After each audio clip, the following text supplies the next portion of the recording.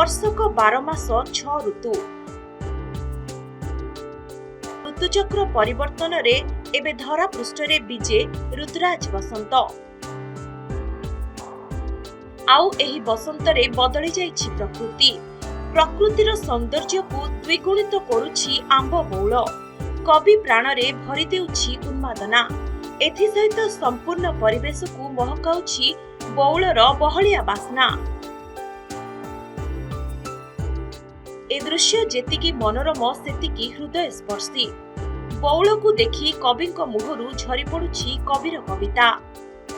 प्रतिवर्ष परी एवर्ष मध्य आंब बौल तार संभार नहीं आसी मते लगे आंब बौल निजे गोटे ऋतु निजे ही आरंभ निजे ही शेष निजे ही पत्र झड़ार कारुण्य भितर प्रेम और आंतरिकतार सबुज निश्वास।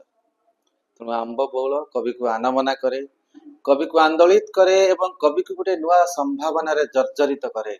बारंबार कविटी गर्भवती हुए आंब बौलर मादकतार, आंब बौलर नील निमंत्रण, आंब बौलर सृजन संभार भितर से निजक खोजी पाए भिन्न एक दुनिया रे। विभिन्न धरापृष्ठ देखा देछि मिलनर व्याकुलता।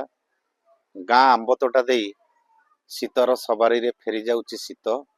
आउ किछि समय परे किछि दिन अंते फगुण फुलई फगुण प्रवेश करिव धरापृष्ठ रे कोइलीर कुहुतान एवं आंब बगीचार आंब गछर बौल सहित। बौलर बास्ना सतरे खूब बहलिया। साहसर अपूर्व दीप्ति आगरे जगतर दृष्टि झलसी पड़िब एवं सारा सृष्टि रे देखादब मिलनर व्याकुलता। रास्तारे जाउथिबा पथिक क्लांत दूर करिबा पई जेतेबेले आंब गछ मूଳରେ बसी पड़ती सेतेबेले बौलर बास्ना आनी दिए असुमारी वृत्ति। आंब बौल मध्यरु भासी आसुथिबा कोइलीर कुहु कुहु स्वर बाटोईर मनकु अधिक रोमांचित करिदिए।